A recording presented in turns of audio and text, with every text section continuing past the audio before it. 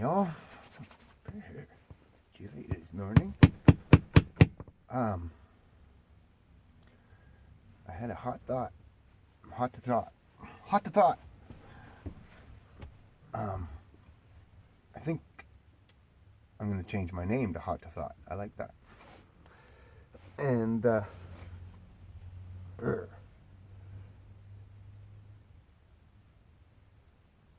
had my hot thought. Duh. Good thinking, Jay. Anywho, my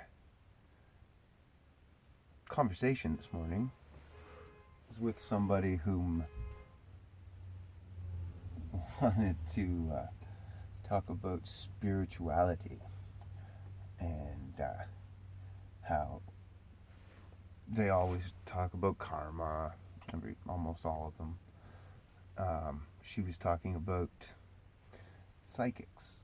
This one in particular, was going to have a psychic come to their house and do a read for everybody or something. And I said, that's all well and good if you get a fake one, because it's just fun, right? But if you get a real one, the power that they're playing with is godly power, but usually in that situation, unless the reader that you get is just a prophet who just gives all the credit to God and doesn't need to use any cards or spells or tricks, just when God speaks to them, they can tell you things. That's it. They're not forcing it so much. Now they call them light workers and all this stuff. I realize that you mean well. Now, Satanism as a religion, if you look it up, the guy who modernized it, I guess, or whatever,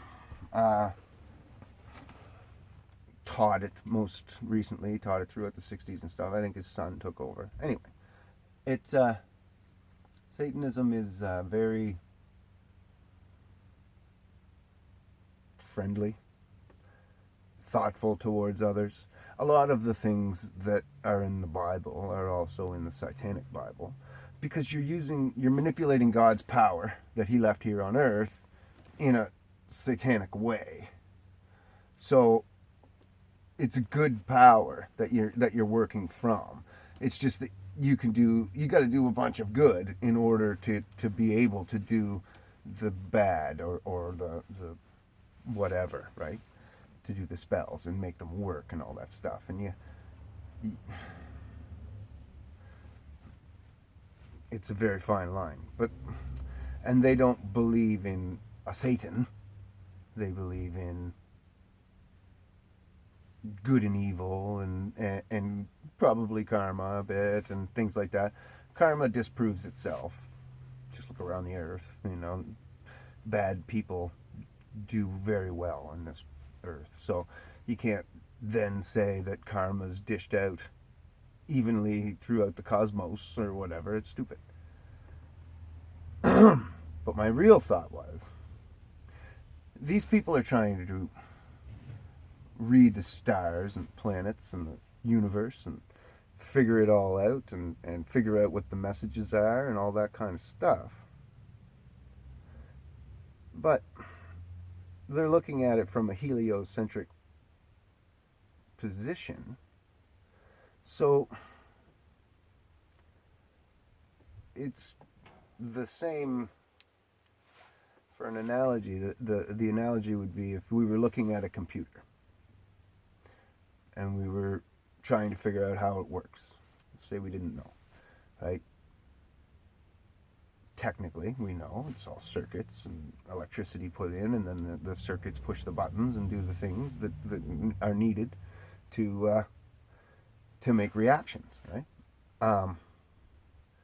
But let's say that we looked at it and we're trying to figure it out. A third party comes in, teacher, and he says, "Oh, well, I can tell you, it's an internal combustion engine in there."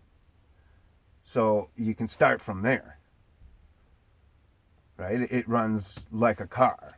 There's a there's a crankshaft and pistons, and you put gas in it, and there's an explosion in there, and then that creates the power and the ability for the thought and the RAM.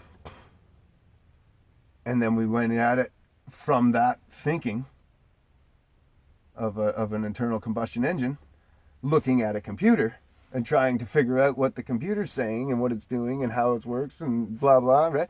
Well, that's what you're doing when you're looking at the universe as this big heliocentric endless fantasy. Star Wars, Star Trek, all that stuff. When it isn't.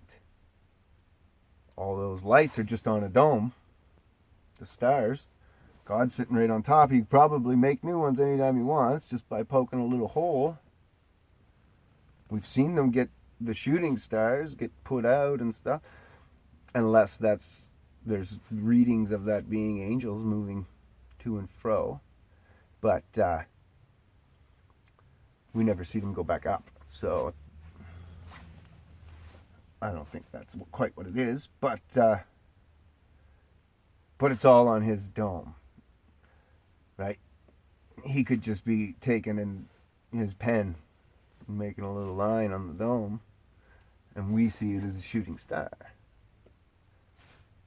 Or whatever, right? He pokes a little hole through and makes a light through the ice, and then there's water, and then he has a light here, his light, the lights of heaven, and it comes out as different colors, and that's why the stars look the way they do, because heaven's crystal.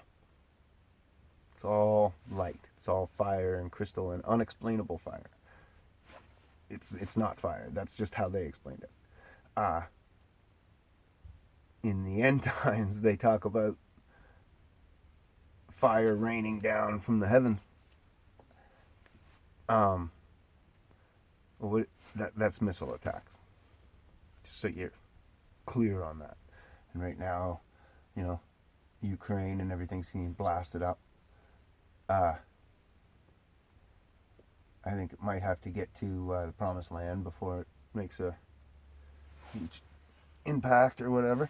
That's another thing we're looking at backwards. We're supposed to be looking at the Hebrews as the biblical clock of what's going on, and we got these false Hebrews that are back in Israel, and we're like, oh, well, I guess prophecy isn't real because they're back in Israel and nothing's changed or whatever. No, they're not. That isn't them. They left black and came back white. They're gone. They're here. They're in America. Trapped, enslaved for generations, and now slave to a computer and slave to the device.